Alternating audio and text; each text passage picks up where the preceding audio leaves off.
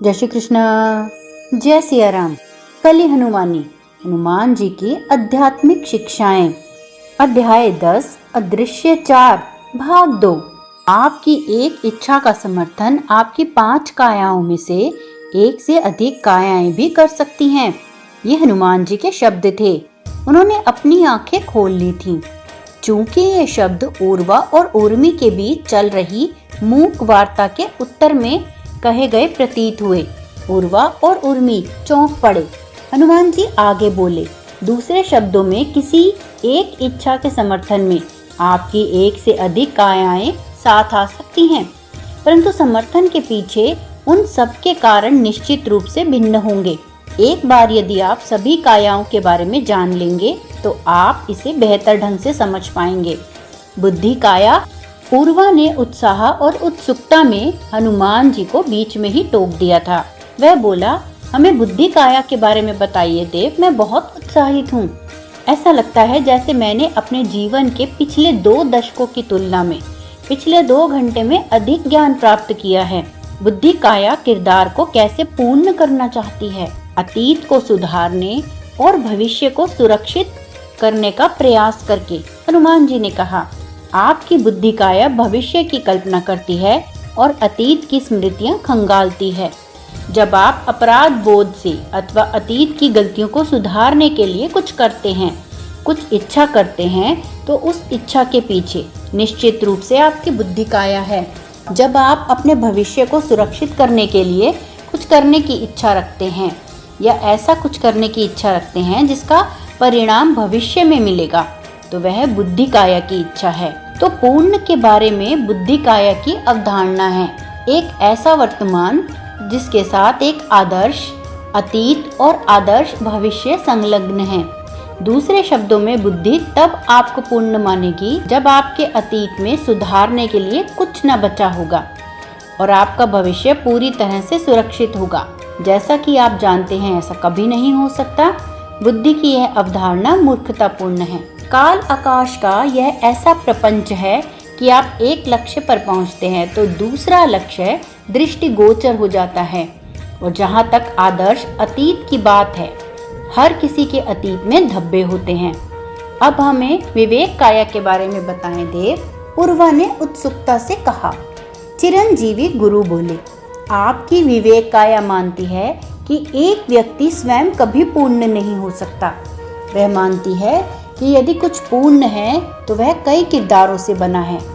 इसलिए आपके किरदार को पूर्ण करने के लिए आपकी विवेक काया अन्य किरदारों के साथ नए संबंध बनाने की चेष्टा करती है और पहले से बने रिश्तों को सुधारने की चेष्टा करती है। जैसे आपकी भौतिक काया अपने आसपास की चीजों को उपभोग्य और गैर उपभोग्य के रूप में चिन्हित करती है, वैसे ही आपकी विवेक काया अन्य किरदारों को शत्रु और मित्र के रूप में चिन्हित करती है। आपकी विवेक काया कुछ किरदारों को आपके किरदार से दूर धकेलने और अन्य किरदारों को आपके किरदार के समीप लाने की इच्छा करती है। यदि दूरी को बदलना कठिन हो तो वह हर संभव तरीके से अन्य किरदारों के व्यवहार में परिवर्तन लाने की इच्छा रखती है। आपकी विवेक काया यह सब करने की चेष्टा कैसे करती है? अन्य किरदारों के साथ विचार, वस्तुएं और समझ को साझा करके। मैं अपने कबीले में कुछ परिवर्तन लाने की इच्छा रखता हूँ देव। उर्वा ने सत्तावधी स्वर में कुछ ऐसा कहा कि अन्य मातंगों को आश्चर्य हुआ। जब मैं मुखिया बन जाऊंगा तो मैं इस इच्छा को पूरा करने के लिए काम करना शुरू करूंगा।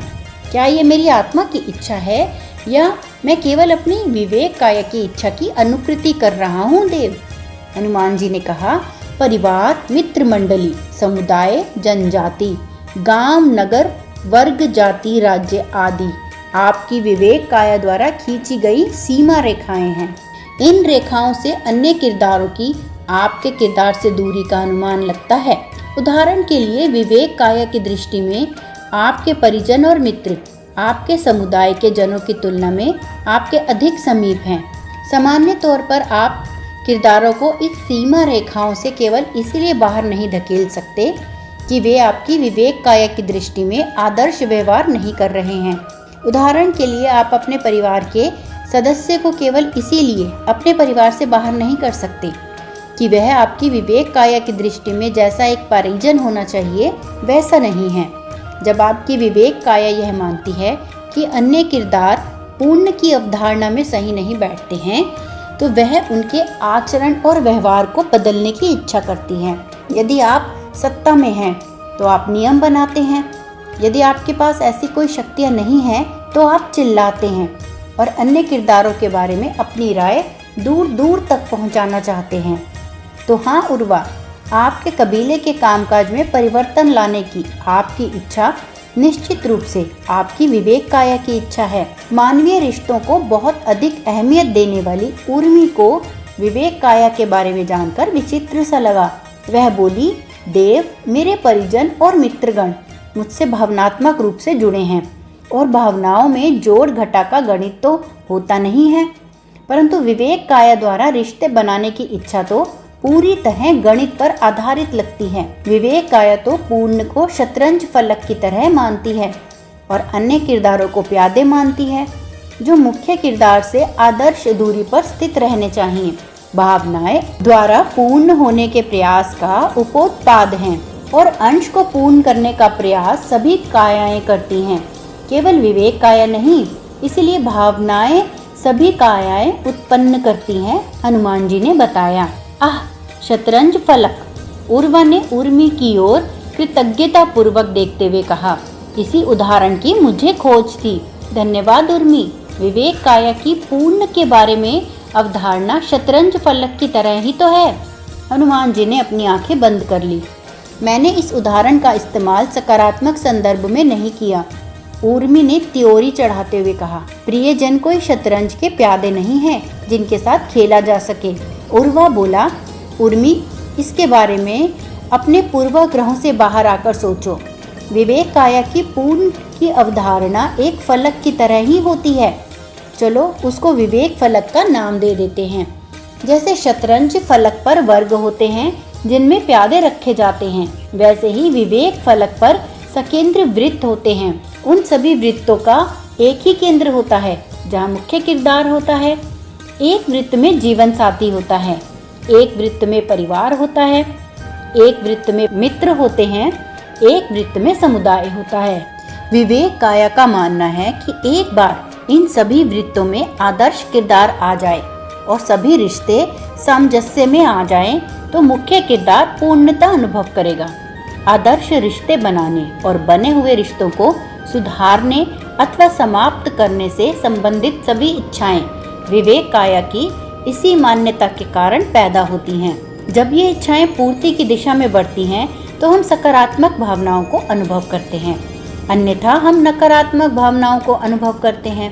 आप मानो या ना मानो, जहाँ तक रिश्तों की बात है, हम सब एक दूसरे से विवेक फलक पर रखे गए प्यादे मात्र हैं। उर्मी बोली, अपनी भावनाओं को दरकिनार करके आपको जो तुच्छ रस मिलता है उसका आनंद लो।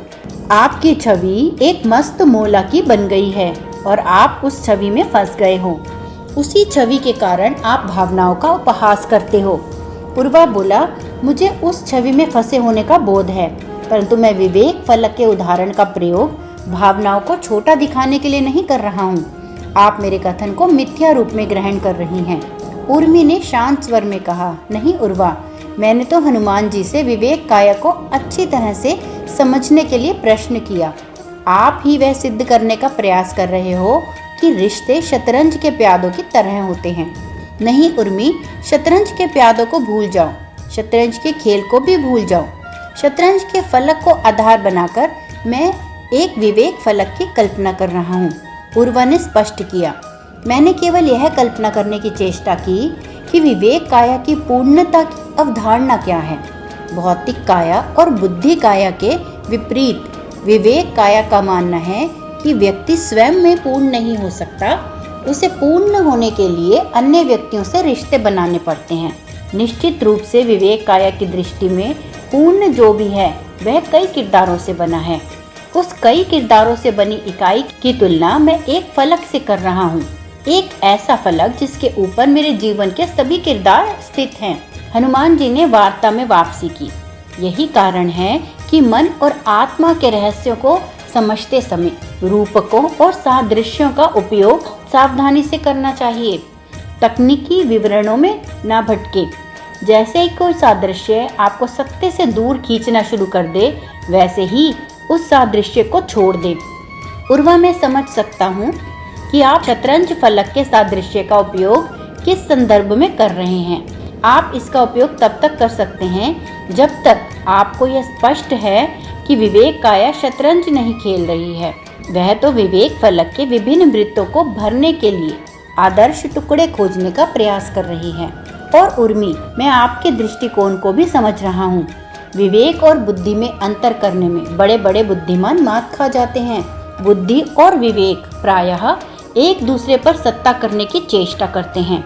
कवि विवेक को हृदय से कहते हैं और बुद्धिमान जन विवेक को बुद्धि से समझते हैं।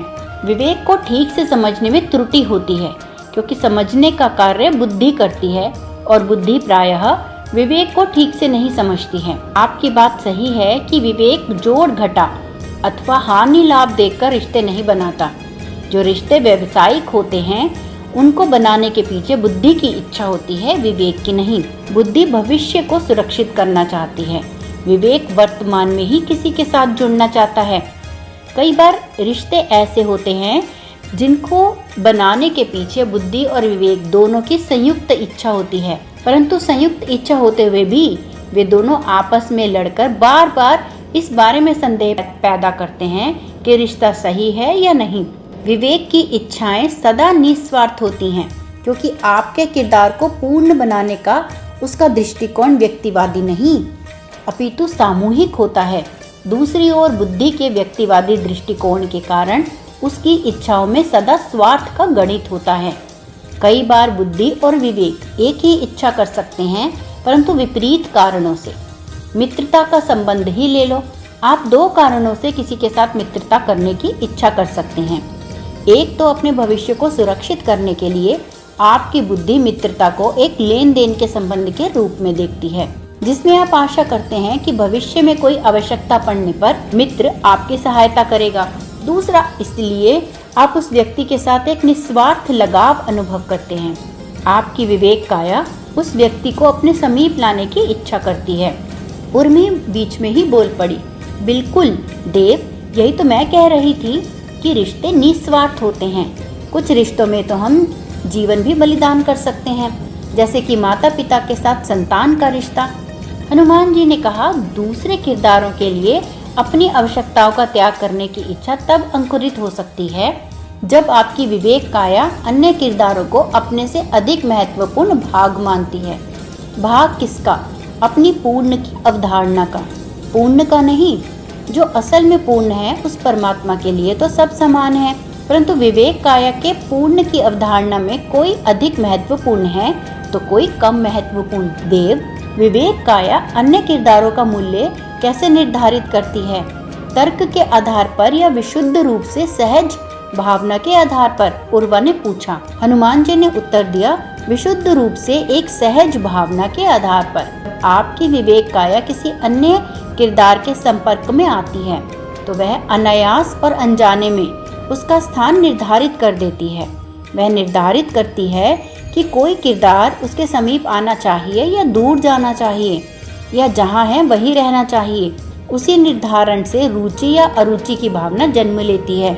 यदि विवेक काया से यह प्रश्न किया जाए कि वह किसी व्यक्ति में रुचि या अरुचि क्यों ले रही है, तो वह अपनी भावना को तर्क का समर्थन नहीं दे सकती। विवेक काया को तर्क करना नहीं आता। तर्क के लिए उसे बुद्धि काया की सहायता लेनी पड़ती है। बुद्धि काया ही तर्क कर सकती है, क्योंकि तर्क करने के लिए कल्पना और स्मृति की आवश्यकता होती है, जो बुद्धि काया के पास होती है। यही कारण है कि हम बुद्धि और विवेक को एक ही मान लेते हैं या विवेक को सही तरह से समझ नहीं पाते। बुद्धि काया और विवेक काया दो अलग मानसिक कायाएं हैं। विवेक काया केवल अनुभव करती है, वह स्वयं संवाद भी नहीं कर सकती, क्योंकि भाषा ज्ञान भी बुद्धि के पास होता है। भाषा के प्रयोग के लिए स्मृति में संग्रहित शब्द भंडार की आवश्यकता होती है और वाक्य बनाने के लिए कल्पना की। अतीत की स्मृति और भविष्य की कल्पना दोनों बुद्धि काया के पास हैं, और बुद्धि काया विवेक काया द्वारा उत्पन्न भावनाओं को प्रकट करने अथवा उनके पीछे तर्क ढूंढने का कार्य कितनी बुरी तरह से करती है ये तो सब जानते हैं। उर्वा ने आह भरी, बहुत बुरा काम वास्तव में। उर्मी ने सहमति प्रकट की। जब रिश्तों की बात आती है तो भौतिक काया भी बुद्धि काया से अच्छा संवाद कर लेती है। भावनाओं को व्यक्त करने के लिए आंसू अक्षरों से बेहतर हैं और चेहरा पृष्ठ से बेहतर है। उर्वा ने कहा, भौतिक काया संवाद नहीं कर सकती। आंसू तथा चेहरे के भावों द्वारा वह विवेक काया की भावनाओं को अपने ढंग से प्रदर्शित करती है। वह अन्य किरदारों के साथ वस्तुएं साझा करके तथा उनके लिए कुछ भी करके विवेक काया की भावनाओं को प्रदर्शित करती है। उर्वा के मन में एक विचार आया जो उसने प्रकट नहीं किया। मेरी विवेक काया उर्मी को संसार के किसी अन्य किरदार से अधिक महत्व देती है। इन अंतरंग भावनाओं को व्यक्त करने के लिए मेरी विवेक काया भौतिक काया की सहायता लेना चाहती है। इसीलिए उर्मी के साथ एक होने की मेरी इच्छा विशुद्ध रूप से भौतिक नहीं है। इस इच्छा को मेरी विवेक काया का समर्थन भी प्राप्त है।